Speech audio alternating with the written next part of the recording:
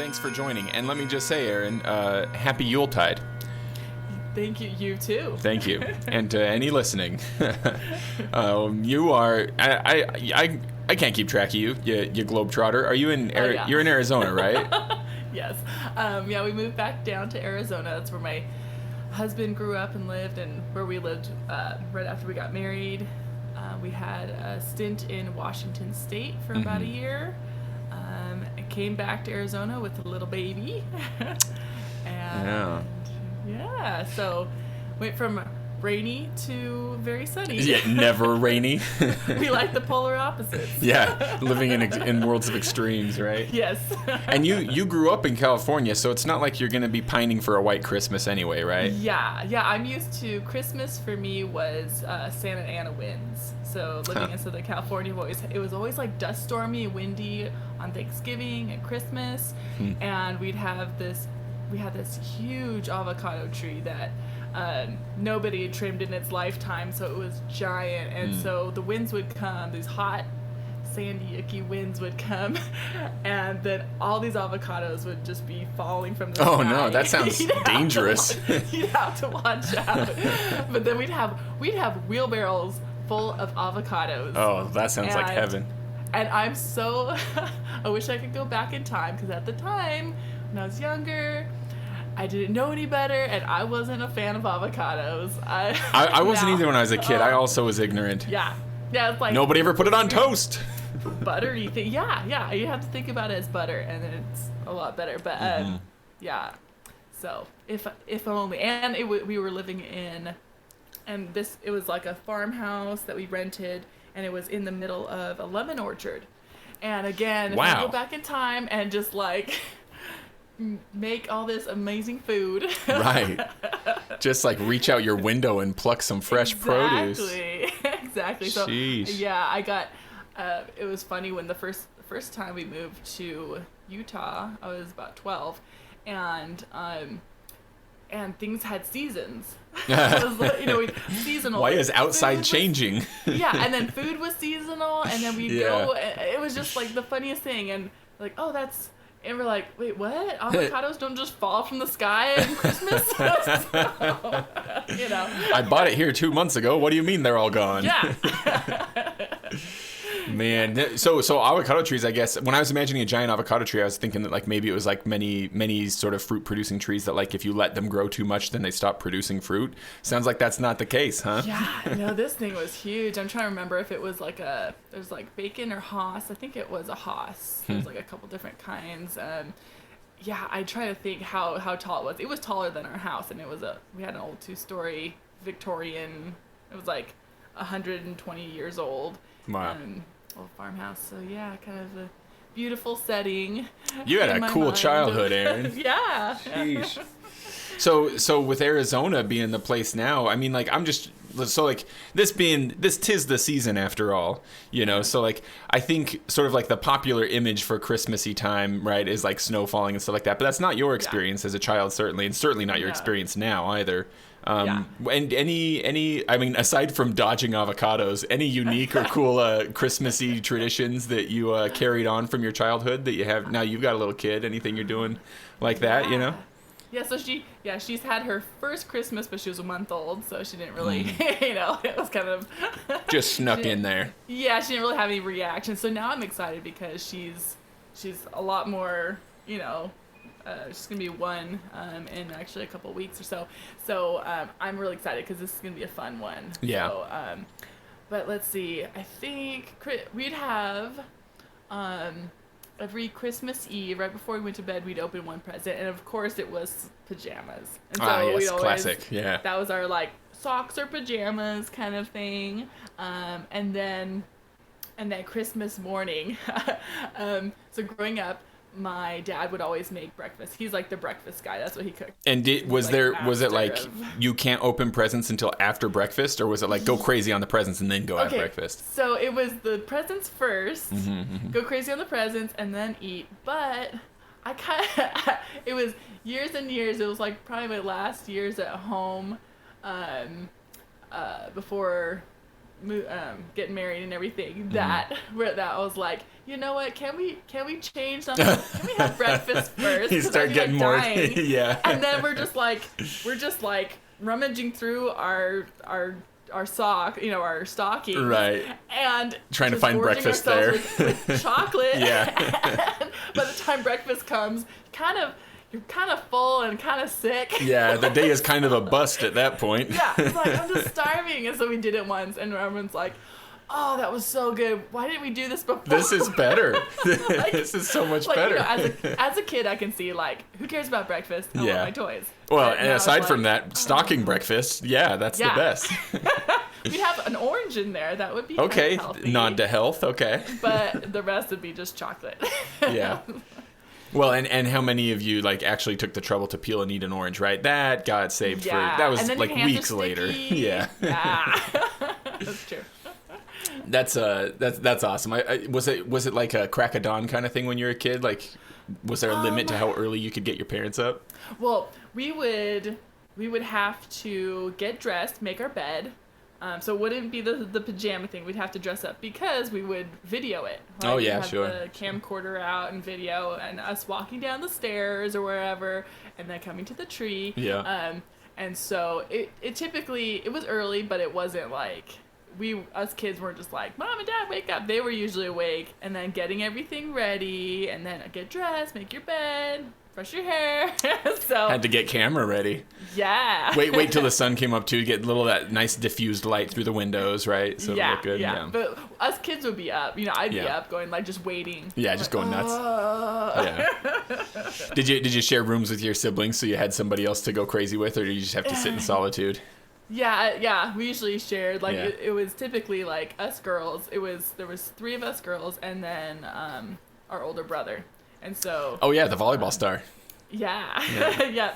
And so a lot of times Casey, my brother, he'd be the one that would hey girl, he'd come in and he'd shake our beds and go, earthquake. That was our thing in California. Yeah, I was gonna say it's a bit like shouting fire in a crowded theater in California. Yeah.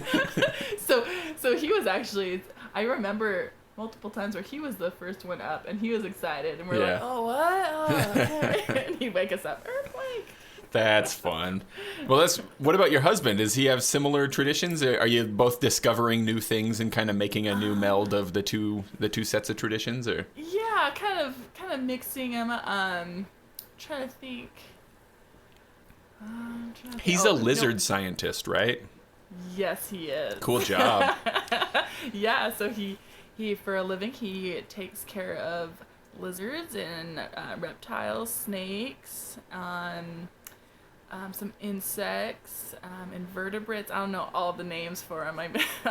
Yeah, let's get some Latin out of the old trunk here. Amphibians, and he likes to correct everybody on whenever there's a TV show when someone says, snakes are poisonous. He's like, ugh, they're venomous. Actually. If you bite something, then the distinction. It's poisonous. Yes, I see. It bites you. It's venomous. So every time somebody says something like that, I look at him. I just go, whoop, and he's like, So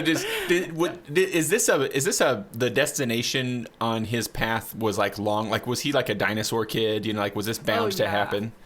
Oh yeah, he would go out and collect ants and had ant farms, and then he would I was always curious about critters and bugs, and then he was kind of a quiet kid, but then he liked the reaction. He says that he would, if he'd have something crazy or funny, some crazy a scary animal, bug or snake or something in his hands, and he would get this cool reaction. People would go, oh cool, and then he could have conversation about, oh yeah, isn't this cool? I'm cool. A segue to gotcha. Yeah, and he doesn't like to scare people with it, hey, look at this. And see, that's where I thought you were going. I thought that was the reaction he would enjoy as a child, be one of those terrible, annoying kids who'd run into the classroom with a snake and be thrusting it in people's faces and stuff. No, because he likes the critters and he wants people to like him. So he's like, I don't like to do that because then it turns them off to it, and then they're like, oh, He's like, no, look how cool they are. Mm-hmm. You know, let's get rid of the stereotype. And so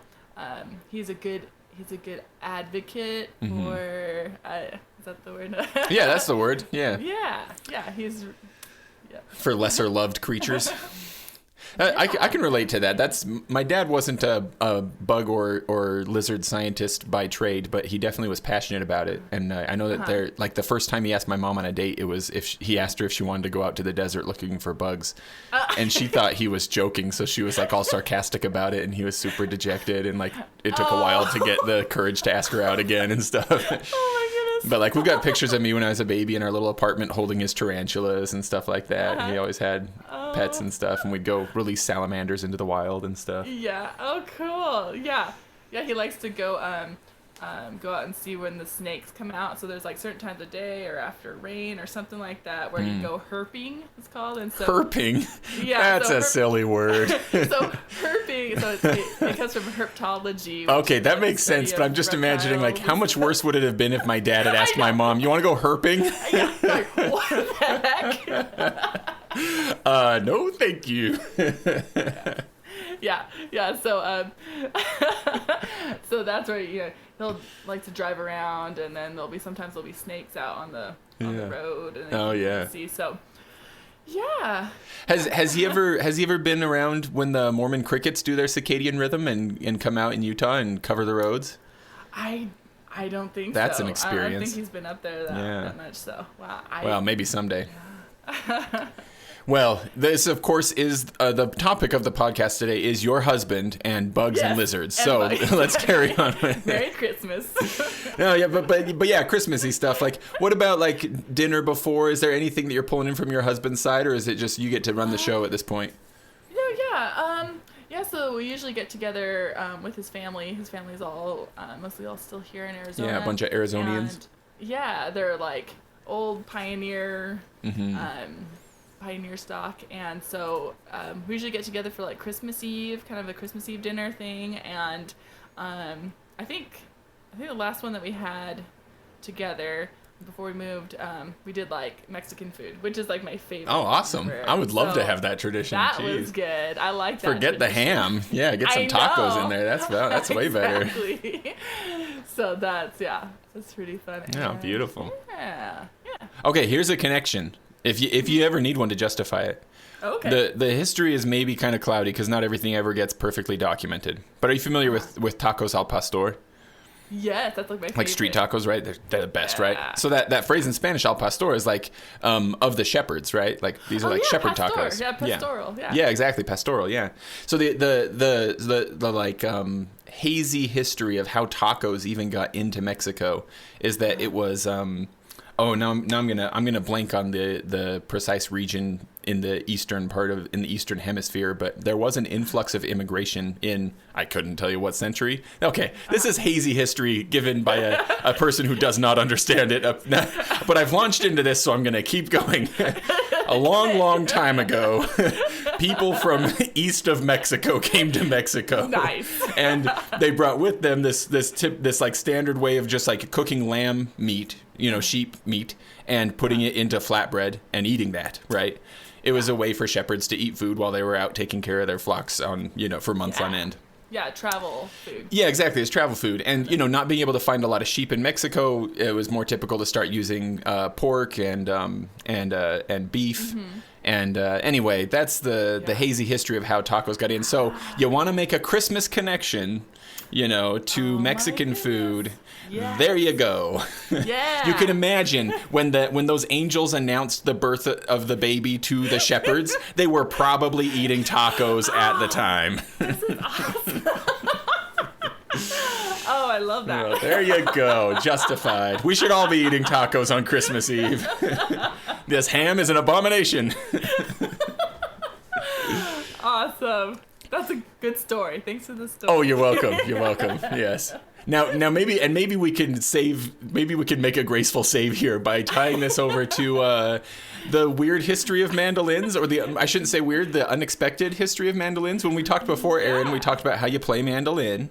And you were very kind recently to help me out with a little collaboration, an arrangement. All right, so speaking of Christmas, my favorite Christmas episode last year was the one, because we did like 6 of them just because I get excited about the holidays, was the one with Timothy Cummings. We were talking about his Christmas collection.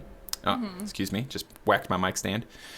Timothy Cummings has another collection called the Piper's Hymnal, in which he has this really old tune called Shalom, which can be played as a round. And I was like, I only have one set of bagpipes. So I asked you, I was like, hey, do you want to do something with this? And you were like, yeah. So you busted out your mandolin, which you're very good at playing, and your great big mandolin. Is it a bazooka? What do you call this thing? It's a cittern. It's a cittern. It's not a bazooki, but similar to a bazooki? Yeah. Is that you'd see that. So in a lot of like Irish and Scottish folk, like trad music, you'll see either bazookies, or citterns, and I got turned on to cittern after watching Ross Ainsley. There was a video online where I could see like up close. I was like, what is that? I'm like, wait, that's not a bazooki, that's not an octave mandolin, like what is that? There's 10 strings, there's 5 courses, not 4. And so Boy, was Ross playing it? He was being accompanied by one, right? He was playing it? I didn't realize that Ross Ainsley played one. Yeah, he plays like, they all, like him and Allie Hudson, they play all that. They just trade stuff around? Really good. Yeah. See, I watched some of their videos, but I also, I listen more than I watch. And so I've always just kind of assumed that, like, Ross is always going to be on the small pipes and somebody's playing along with him. And so I guess most of the videos, if not all that I've seen, he's always on pipes. So I didn't even realize that they were just trading stuff. That only makes their music even cooler. That's so awesome. Yeah, so I was like, what is that? And it was really cool because it was really drone-like. Yeah, and I was like, ooh, that sounds really cool. For someone who's into piping, that drones are a draw. Yeah, because I was playing pipes at the time that I discovered that, because I was getting into, I was searching Ross Ainsley, and I'm like, oh, this trad stuff where you have more, pipes with stringed instruments, and I ran across that, and I had I think at the time I gotten a octave mandolin, and octave mandolins, if you play a mandolin, it's really small, but it kind of needs to be small for the this kind of how it's tuned in the scale and everything. It's kind of a stretch still. You have to have a kind of a big stretch. Oh, sure, yeah. And so once you take that and blow it up, so it's unlike where guitar, you don't have to go up to the 7th fret to get your octave, but mandolin you do. So when you're playing the octave mandolin, it's like such a handful. It's like the difference between violin and cello.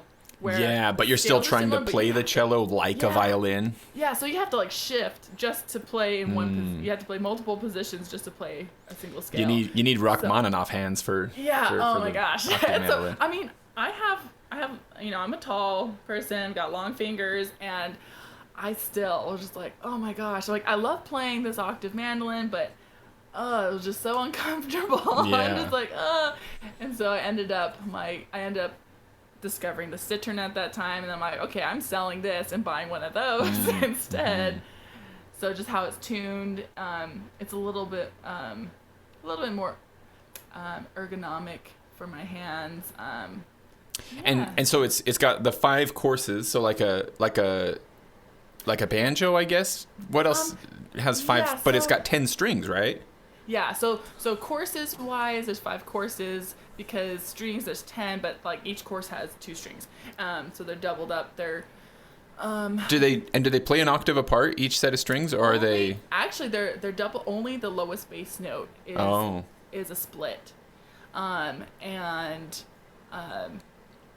it's tuned odd. It's tuned 1 5 1 5 1, however you want it tuned. So if it's like the one I have, I got it made to be in the key of G, so then I can play G, capo to A, and so if I'm playing in G, it's G D G D G. So very open, ringy, So like if we were gonna imagine this, like translate it to a bagpipe chanter, it would be like if it was playing like like A E A E A, yes. Right? Just over. It's like you just got a whole bunch of A's and E's every other one, and then you're putting your fingers on to change the notes in between. Yeah, and it's really it's a fun instrument because you can kind of, once you find a little scale, you can play a bunch of stuff, and it just, it. I don't know. It kind of makes me think of the mountain dulcimer. That's exactly what I was going to ask. I was going to say, is it like a dulcimer in that whatever you do, it sounds nice? Yeah, and so like you have your chromatic scale with your frets, but because of the ringing, you're kind of limited to these notes, but it makes you be really creative, and it just sounds really cool. Everything. So I've written more tunes on the cittern than any other instrument, which is. But you odd, just picked it up very recently. Yeah, but you've been playing mandolin for such a long time. Yeah, and so playing, I'd grown up playing mandolin, guitar, and fiddle and all these other instruments, and so it was just like, okay, here's a fretted instrument, and here's my new scale, and it was just so fun exploring with it and writing pipe tunes. So a lot of the tunes I've written, I think, except for like one tune that does not work on pipes, it has a couple notes or that it goes below the scale, but most of the tunes I'm like, oh wait, I can write some pipe stuff. So so that's been really fun, and it's funner to write pipe tunes on that because I'm better at playing that than the pipes. So I'm trying to learn how to play on the pipes now. I'm like, oh, here's this cool song. I'm like, oh, it's kind of hard. I'm not good enough. Eric Gavenhouse has told me that before, that like some of the tunes he writes, he's not really proficient at playing. He writes them. He writes great tunes, just can't play all of them. That makes sense. Yeah. It was, like if I could send this to, was it Lincoln? Lincoln Hilton.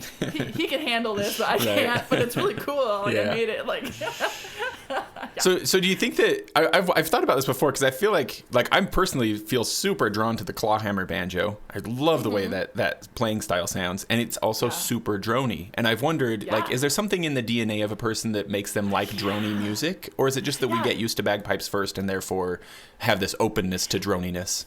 Exactly. Well, like, I know as I've been looking into like the history of these instruments, like the cittern, mandolin, and even like bagpipes, it seems like a lot of that older music just happens to be that. Maybe it's because the scale was limited. There's only a few strings or something like that. I don't know, but like it seems like that older stuff has that. So it's like even before just like listening to Scottish bagpiping, I don't know. It's like.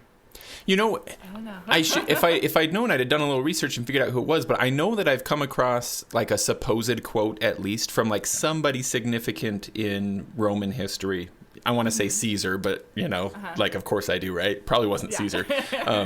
Who was it who did those? Who was it who did those? The meditations. It was it Marcus Aurelius? Oh, I don't know. It was somebody anyway. So once again, let me just give you a real great history lesson here. Yeah. There was some person from a long time ago near the Mediterranean Sea who was supposedly quoted as having said something about like how great it was to add an additional pipe, right? Because like when they in these old like Roman documents, when they refer to pipe playing, sometimes you hear them talk about playing on the pipes and then separately talk about playing on the pipes with a bag, right? And the idea was, and somebody was talking about what a great idea it was to add an additional pipe to the bag so that you never had to deal with the unpleasantness of the music ceasing.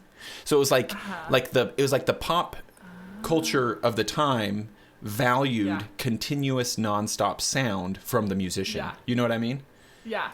Like that was the popular music at the time. And so I wonder, is it just like, because like I've tried playing bagpipes with other types of musicians, and sometimes folks who are used to more standard modern Western music have a really hard time getting around the drone. Because it's like, how do I do a chord change if you're still playing this one note? And it's like, to some degree, you have to ignore it, You just do it anyway. Yeah, and then arranging. Like I'm so used to like going, okay, and then you play a break, and then I play a break, break, and then go, wait, you have to keep going. Okay, wait. It's different. Yeah. Yeah. So I don't know, but I do wonder. Like I'm thinking like that style, whatever the bouzouki stuff, the the cittern stuff, the maybe even like hurdy-gurdies and their predecessors, and bagpipes. Altogether, maybe they're all coming out of this tradition, maybe even pipe organ music. I don't know. Maybe it's all coming from this like preference for continuous sound, like that was considered a virtue. So it makes sense that the evolution of like popular music goes to guitar, like electric guitars and amps, and just like Yeah, we don't want that. The sound, yeah, we don't right? want it to stop. Maybe there's something in human nature there. Huh? Yeah, and I'm thinking like also like chanting music as well, like old. Yeah, I mean, I'm sure there's something. I don't know if like Gregorian chant and before that. It's just, I mean, there is the physical like response whenever with bagpipes you can just like it like resonates in your body. Like it does, sound. yeah. And I don't know, it's just enchanting. It's just like maybe, I mean, it really is like the first time I really listened to a Pibrook was it was a Gordon Duncan. It was on one of his albums, and I can't remember which one it was. Mix something, I'm sure. Mix something, I'm sure. Yeah, you're probably right. Mix something of green something, I think it was. Yeah. Oh, was that it? Okay. I'm just using the naming conventions for Gordon Duncan songs. Yes. Anyway, so like first I was like, okay, I'll check it out. And at first it was a little confusing. I'm trying to like listen to it, so I'm like closing my eyes, trying to like follow it, and it was just like.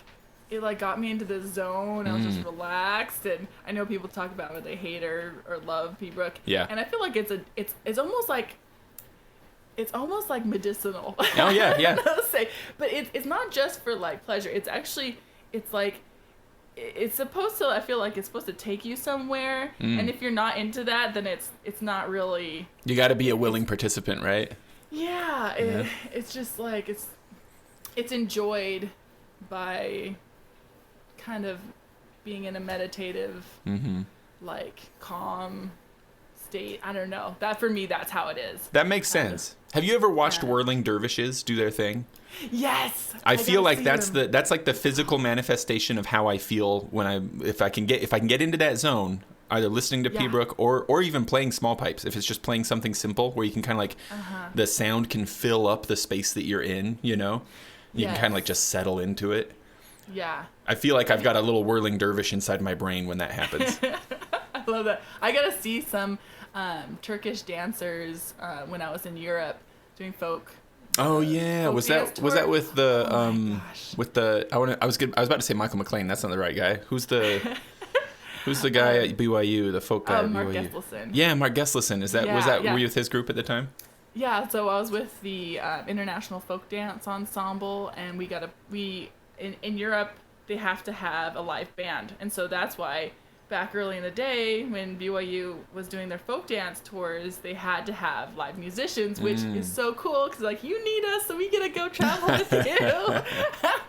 And so we got to go over to, I think it was in Croatia that I got to watch them. We were touring with like a Chinese group, a Turkish group, a couple of Portuguese groups. Those are the ones I remember the most. Portugal, like the Portuguese group was cool because they had accordions and mandolins and bagpipes. So I was like, what the heck? This is awesome. I had no all your idea. favorite stuff. Yeah, all my favorite things. It's like the island of misfit instruments. Exactly. Throw all this stuff in Portugal, and then they're like, oh, we'll do something with this. Yeah, here's a banjo. We need to introduce you to the right, banjo, exactly. And then you're set.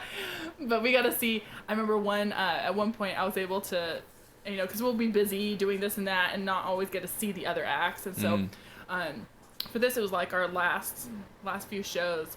I got to just come out and watch the Turkish group. And not only was this Turkish guitar, I'm not sure what it is, I need to look into that. But this Turkish guitar player was like crazy. It was so cool. And then the guys started dancing and it was the coolest thing. So that was awesome to be able to see in person. Wow. Yeah, there was something else I was thinking. Okay. Anyways, think about it. I'll play this. Yeah. I'll insert right here. I'll insert the track that we made, the one that we did. Yeah. Okay, because after we'd played it, after we'd kind of put it together, then you started telling me about the origins of the mandolin, and you were like, "Oh, it's great that we've got mandolin and pipes playing together because like maybe they've played together before." And I was like, "What are you talking about?"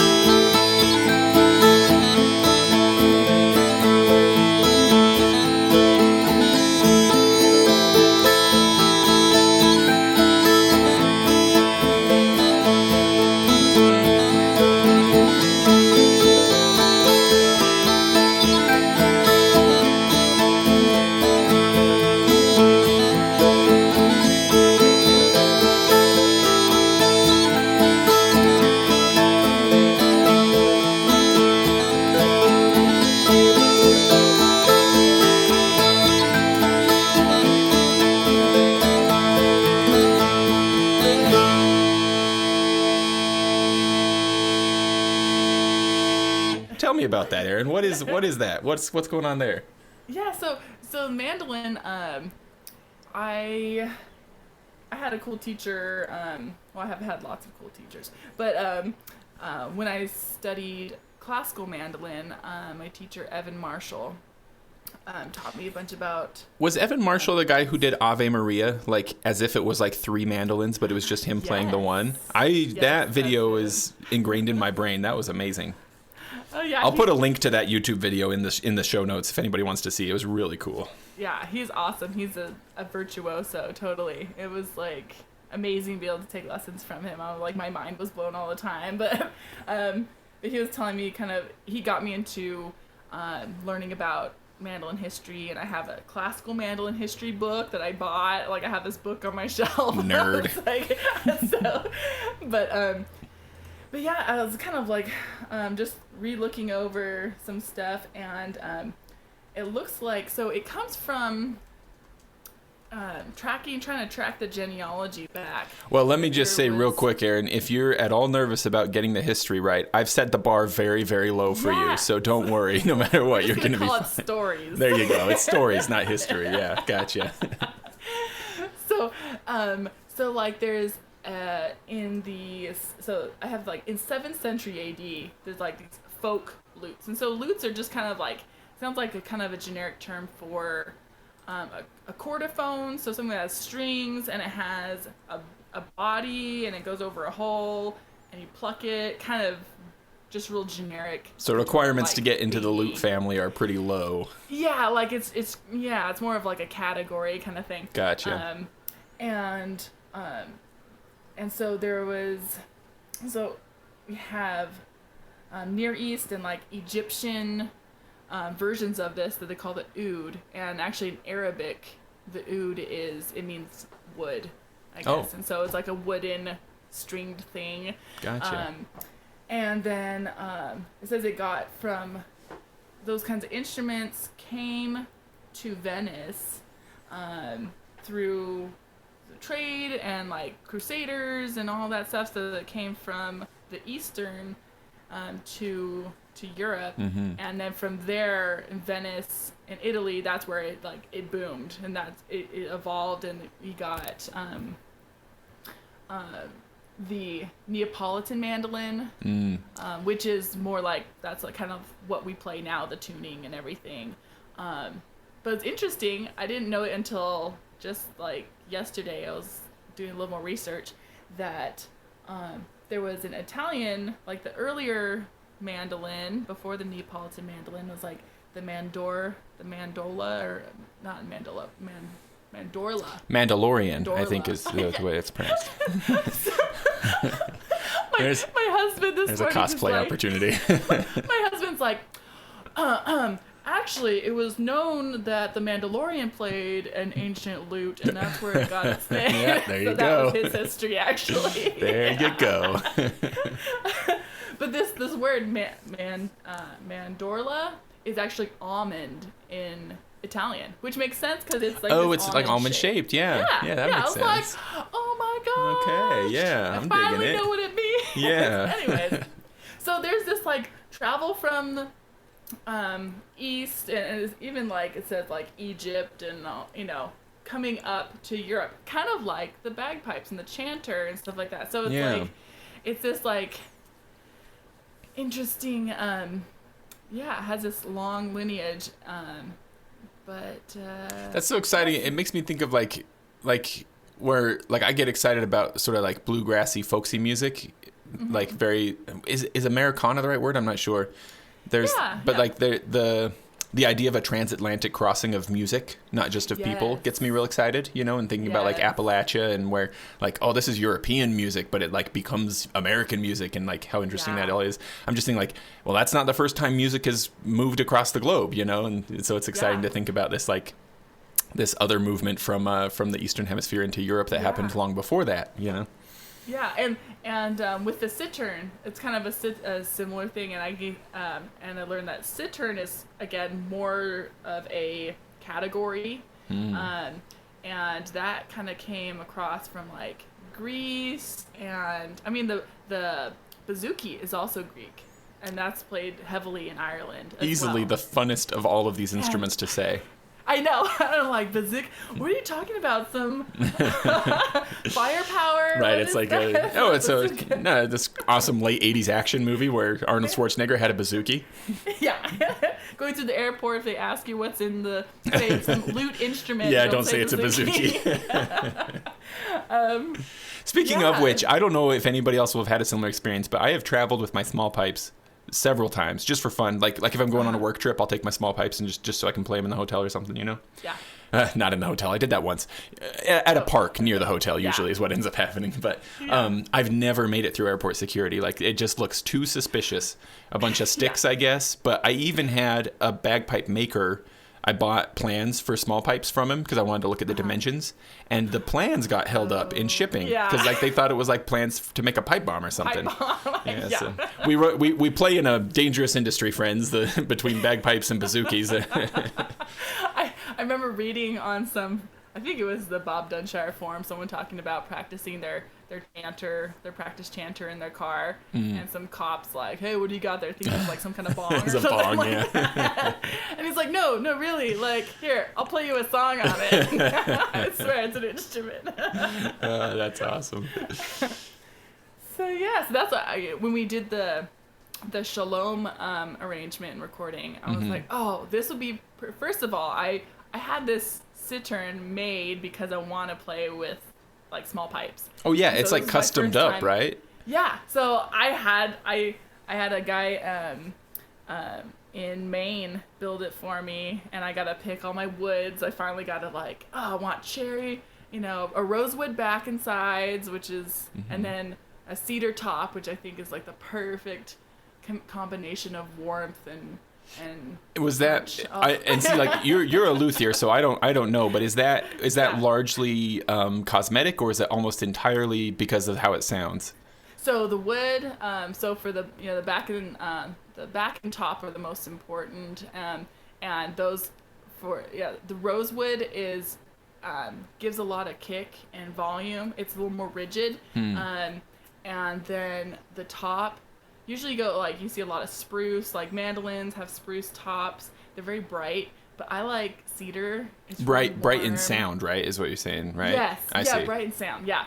And after having worked at Cordoba building some classical guitars, my favorite guitar was a cedar top. It was the Rodriguez, and it was just so nice and warm, and I like that dark. It kind of has a darkish sound to it, and so that works perfectly. I want that. Again, it has that. I don't know what I'm recalling. It's like this sound that I assume is this old human origin of music that I don't know that I look for. But yeah, so I was excited to put that with your small pipes. I'm like, okay, I gotta get the cittern, and then I'm like, well, doing a round, we need another voice. I was we're thinking of adding actual voices, but I was like, oh wait, I got mandolin. I mean, it's like a cousin to the cittern. It's the same tone wise. Like tonally, it's got the double string. It's got that like Eastern twingy plinkiness that's that just matches really well. And so so put that in, and I don't know, I really like the song, if I say so myself. Yeah. So I hope so. I wish that I knew more about it. Like Timothy does put like information about the tunes into his collections, which is part of what's so great about the collections. Let me just do another quick plug, because they are a lot of fun, because you can play music from these collections, but they're also fun just to read. Honestly, it's been a common experience for me to sit down with one of these collections and open it up and think I'm going to find a few new tunes, and I end up just reading for a half hour instead of playing music. But there's not a lot of info on this one. It just says it's called Shalom. It's this traditional tune from Israel-ish, probably, and that's kind of the way it is with a lot of folk tunes, of course. Somebody found a rock that had notes written on the back of it or something. I don't know. Yeah. I wish I knew more about it, but it's a cool tune for sure. Yeah. Yeah. Now how did you? Okay, now I'm trying to find a good transition here. pre bagpipes, or when I met you because of bagpipes, you were playing with Molly and the Mineshaft. Yeah. Speaking of Mark Gesslison, his daughter had previously played with Molly and the Mineshaft, and I was all excited because Mark Gesslison was already kind of a hero of mine, though I think it made him very uncomfortable when I expressed my feelings candidly. And I never saw him again, but that's maybe not the reason why. But so you were playing Molly and the Mineshaft, a very cool local. Am I boxing him in too much to say it's a folk music group? I mean, is that fair? That's okay? No, yeah, I'd say folk, and then mixed with like, I'm not sure if you'd say progressive, because it was like, or contemporary, because it was more of like 50-50 mix, and then cause we would do a Cape Breton tune, and then we'd go into a Lady Gaga tune. So it was kind of like, okay, we're gonna lure you in with this thing that it's a pop tune, and then all of a sudden we're gonna bust into this like super cool fiddle tune that is from Cape Breton, and they go, oh, this is cool. And so it's kind of a we liked it because it was like a good audience mix. Yeah. So we get young and more mature crowds that would like it. But yeah, we had lots of fun. Yeah, it was a good band. So very cool band. Lots of great music. In fact, organically, the other day I was listening to I really like that song "Hard Times Come Again No More." Oh, yeah. And I was listening to it. I just had searched it in Prime Music and was just listening. And Molly and the Mineshaft's version came up as like one of the top 3. And it's a really good version. I really like it. That rumbling accordion in there and stuff. It's great stuff. Oh, yeah. That was awesome. We had worked on that. I think they recorded that after I'd left, because it was one that we were always like, oh, we want to do it so bad. But it was like, it was kind of a heavy arrangement. We had to come up with the strings and all the different parts, and that's a beautiful. I think it's kind of based off of the I think James Taylor does that with he did with Yo-Yo Ma, and Mark O'Connor. Yeah, that's a beautiful. Yeah. Well, so Molly and the Mineshaft does this Christmas concert often locally, free. Everybody gets in there, gets super packed. Fire code violation for sure. Yeah. And they'd already been doing it, but at some point a few years ago, I was all excited and lucky because you were like, hey, we need a piper for this one song, because you had this arrangement of Wexford Carol that included pipes. Yeah. And that was so fun for me. My goodness, I'll tell you what. I still am like, it was this tiny little thing, but it was so much fun. It still gets me buzzing. That then you put together a Christmas album based off of your set list for that concert, right? Yeah. And I got to come and record with you. It was pretty cool for me. That was so fun. I love it. Exciting. We were trying to come up with tunes, and we were going through, and we're like, oh yeah, Wexford Carol. I'm like, and I'm trying to remember where, because I was trying to pitch bagpipe kind of stuff. I'm like, oh, here we could put a bagpipe in here somewhere, and can't remember exactly how it came about, but but yeah, I was able to get a tune that had bagpipes in it that we would play because I was a super fan, and they were kind of like, bagpipes, Erin, like, what are you doing? Like, trust me, guys, go along with me on this. Yeah, exactly. Give me this one thing. Because it was between Wexford Carol and actually a tune that as I was listening to the Timothy Cummings episode, he talks about. It's the I can't remember now. It's like the lullaby. It's like a Christ child lullaby or some. I'm trying to think of it. Was it Balu Lamy or he's got so many German and like Latin titles in there that I have a hard time remembering what the first line title is, in English. Yeah. Well, there's a plug for the old episode. I'm not sure. Maybe I'll republish those episodes into leading up to this one. If not, though, definitely worth checking out. It would have been near Christmas last year in the back catalog. Great. And so as I was listening to him, like, oh, that was that tune I found. I was just like on YouTube, kind of looking up stuff, and I found that one unknown name tune. Yeah. And it had lyrics. It had it in like Gaelic and in English, and then it had pipes. And I was like, oh, this is so cool. But I think it was a little too out there for Molly. It was just like, it was beautiful, but I think Wexford was that familiarity. We needed some little familiarity. Yeah. And we're able to put pipes in, and they're like, okay, we're like, Erin, you can play pipes? I'm like, I know someone who can though. Yeah. I was not into. If I remember right, you had somebody from up at Wasatch come and play it a year or two, right?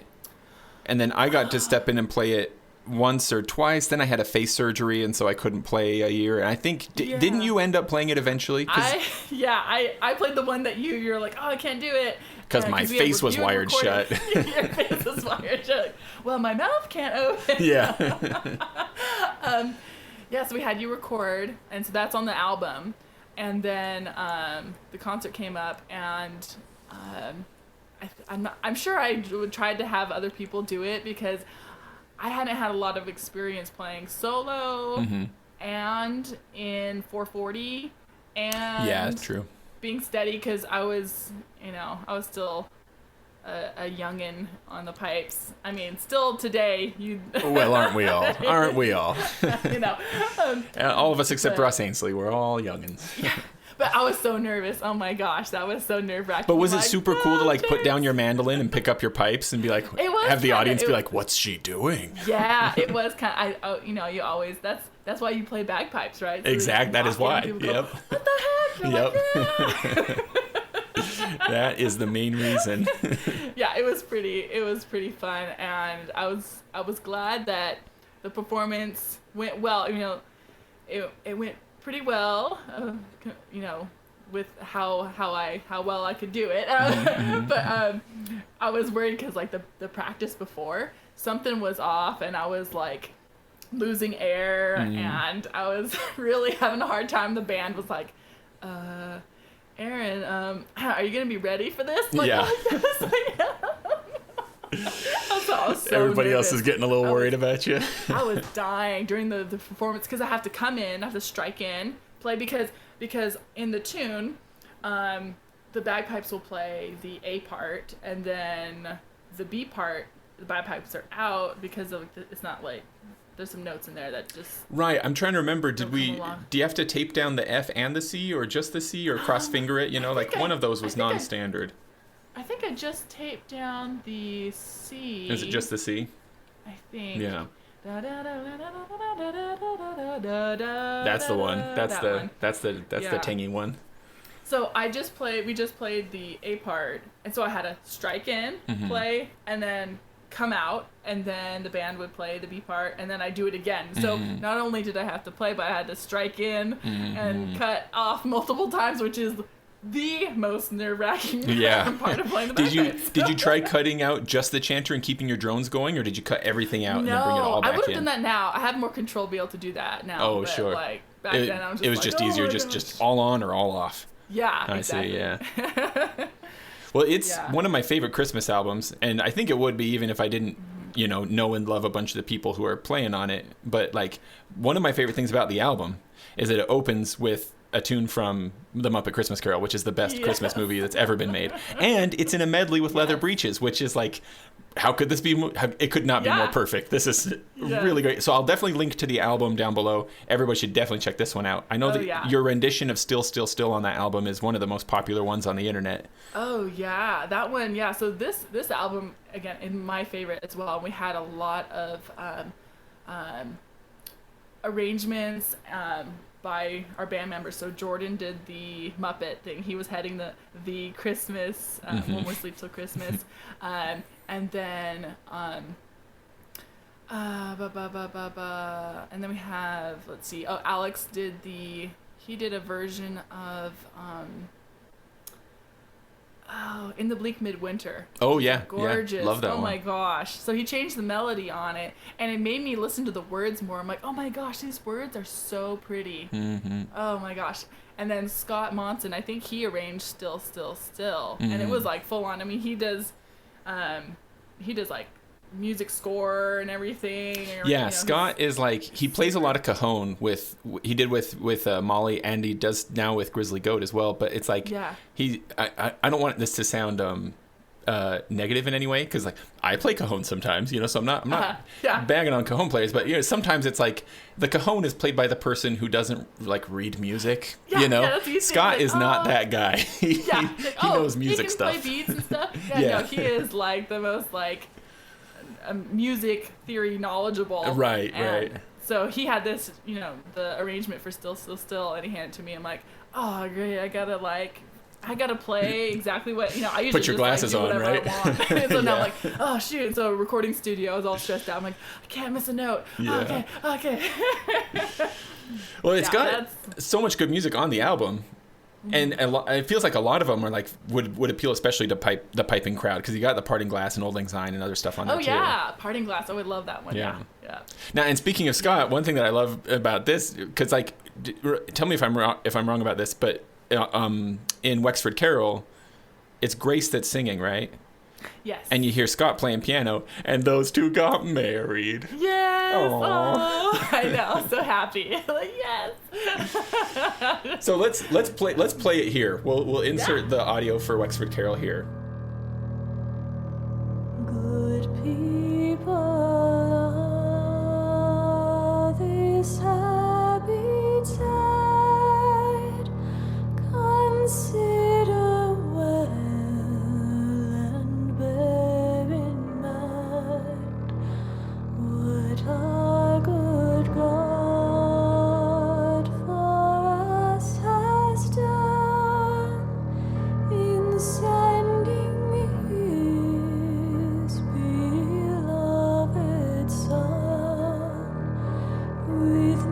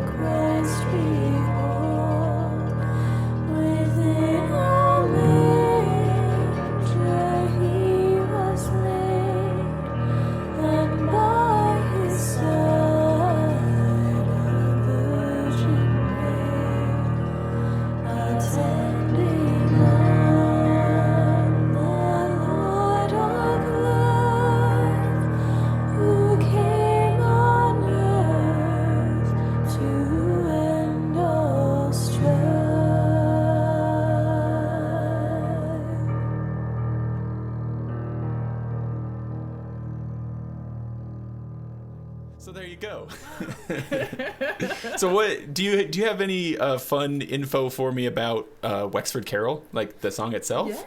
Yeah, so looking it up, I didn't know that it's like one of the oldest carols from like in Ireland and Europe. I did not know that. And let's see. Is Wexford a place in Ireland? Yeah, so the Wexford is county, Wexford County, Wexford, and it's also known. Another known its name for is Enniscorthy Carol, which is within. I guess it's like a town within Wexford. Okay, Enniscorthy sounds very Irish. I see. Yeah, Enniscorthy. And so it was like a 12th century tune that they had, I guess, two guys were known for transcribing it, and they're not sure exactly like. Oh, were they like some of those tune collectors that were like traveling around the British Isles for a while? Yeah. So there's one guy who was an organist and like a music director for cathedral, and I think it's Flood is his name, and so he had collected that, and then it got published in like the 1920s. But then there's another guy as a bishop, and he had put together like a collection of tunes, and that was like in the 1600s, and so I'm not sure. I'm guessing the bishop guy found it first, right? Yeah, he was first to the treasure. And he has his collection was like the Kilmore carols, but those were the two. I guess most popular collected collections. Those are kind of our modern sources, as it were. Yeah. But they were transcribing it; they weren't writing it, so it was like like folk music around there already. Exactly, which is cool. It's like somebody just sang it to them. I think it's cool. I've always been fascinated by that. These people who would like go around and I assume just like go out to the the women working in the fields in the outer Hebrides or something and be like, sing me your songs, and they just sit there and like write them as they sing them in a notebook, Yeah. Oh, here's the cool. So there's a movie. So I guess the study would be ethnomusicology. I think is that. I took a class at BYU about. And the teacher was an ethnomusicologist, I guess. Okay, so now when your husband starts pulling out those big biology terms, you'd be like, I've got big words too. Yeah. Oh yeah. But another little tidbit. So if you have seen, there's an old Disney movie with I can't remember her name. Oh gosh, she's on. Parent Trap, the old Parent Trap. Oh, okay. Yep. Haley Mills. Haley Mills, that's her name. There's another Disney movie with Haley Mills, a little older, and it's called Moon Spinners. And they're in Greece, and it's her, and she's the niece of this lady who's an ethnomusicologist, and she's recording these ladies singing these Greek folk tunes. And so in the movie you're watching her, and she's got a little recording device, and she's recording them singing, and it's this like romantic adventure thriller kind of movie. It's actually pretty fun, but in there she's recording these folk people, these townspeople singing these folk tunes. So anyways, I'm Wikipediaing it right now. Yeah, Moon Spinners, and I think it might be on Disney Plus or something. But I like that movie. It's cool. And it's in Greek. And does Wexford Carol come up in it? No, it doesn't. Oh, I see. It's just the music collection thing. I see. That's the connection. Okay. So if you want to see it. And there are lizards in the movie too, so it all ties together. Sure they ate Mexican food when they went on a date. This episode will be adventures in I don't know, in random thought. Right, yeah. That's kind of the modus operandi around here anyway, so. And you'll never know. Here's the thing. You'll never know what we're going to say, so you can't miss it. That's right. Miss out. You got to listen to it because if you want to know what happens in this episode, you'll just have to listen. Exactly. Yeah. Now, with Wexford Carol, do you remember is there do you remember the first time you heard it, or is there a version of it that in your mind is like the definitive version? Like this is the original, at least in your personal experience. You know what I mean? Yeah, I'm trying to think if I had heard. I think maybe the first like arrangement of it that was like a cool arrangement was, I think, didn't Alison Krauss do this one? I feel like probably because like Christmas music was a big thing, right? Maybe. I think she did, and it's probably with Yo-Yo Ma. Yo-Yo Ma plays with everybody, I think that was the first like arrangement that was like, wow, that's really really pretty, and kind of going that drone factor. I think probably. Sure, yeah. But before that, I'd heard it probably on guitar. Growing up, we had this Christmas guitar CD that we play every Christmas when we go down and open our presents, which I love. Oh, that's fun. That CD. I need to like re-find it again. But I'd heard it just instrumentally, but not with the words until later. But I always loved this tune, and like In the Bleak Midwinter. Yeah. Some of my favorite like Christmas tunes that you don't hear often, more obscure, but just really beautiful. Yeah. I feel like personally, like Christmas music is a lot of kind of what I guess you could call more traditional Christmas music is kind of really new to me. My wife and I laugh about it all the time that like for her Christmas music is your very typical like sort of Bing Crosby kind of stuff. Yeah. And I didn't know that it was weird. Maybe it's not fair for me to say weird, but I didn't know it was like anything other than standard. That for me growing up, Motown was the sound of Christmas. Oh, really? Because like my dad just really liked those Motown Christmas albums, and I thought I guess You Better Watch Out. Sure, Jackson 5 did. Right? Yep. Yeah. Yep. Jackson 5 is. James Brown though also did some Christmassy stuff. Just a bunch of the Motown folks did some Christmassy stuff, and that's just like in my head, that's what Christmas sounds like. And so it's only been in adulthood that I've like been able to like dive into like choral stuff, and I mean, there was some of that too when I was a kid, but a lot of this sort of like maybe like older Western European kind of stuff is really exciting for me in that it's kind of new to me, so it's been a lot of fun to dig through it. That's fun. Well, Erin, I've been keeping you for about an hour now. Is your sweet baby in need, or Daryl went off to get her from her nap, so did he take her outside to find some snakes on the road or something? Yeah, we should do that today.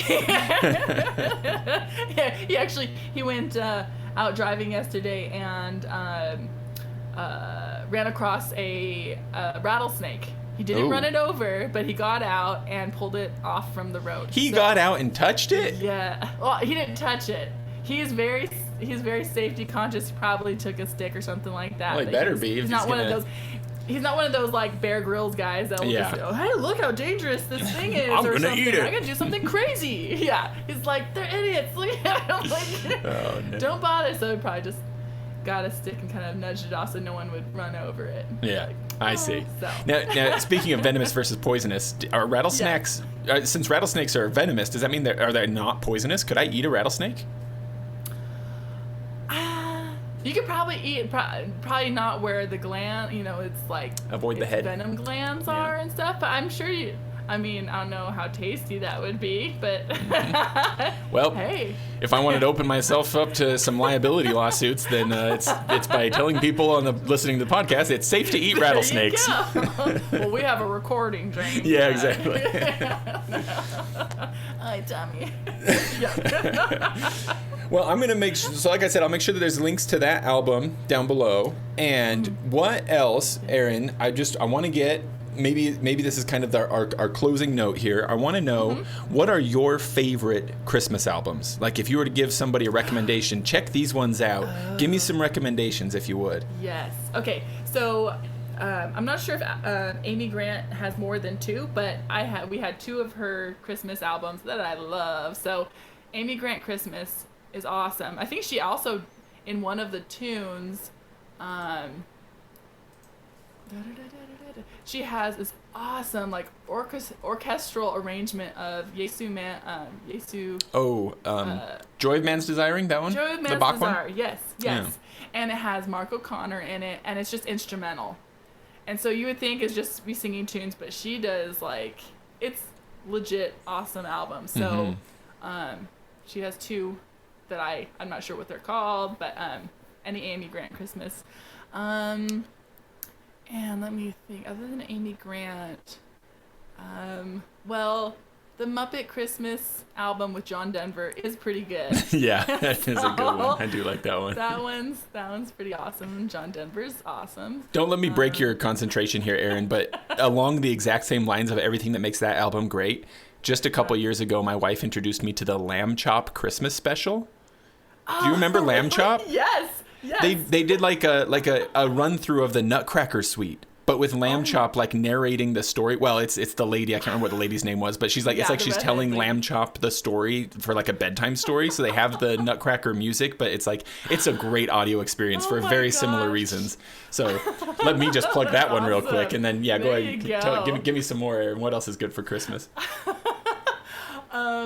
And that one obscure guitar Christmas album, which I will have to find. Tell you what, if you can find it, just send it to me and I'll put it in the show notes. Oh yeah, I'll put a link to it. Good. So yeah, I think those are the ones that pop in my mind as like full albums that I love listening to. Awesome. Yeah. There you go. Well, cool. I think that's probably gonna make a decent episode. Yeah. I'll just have it kind of a bit bounce around. Yeah, but that's what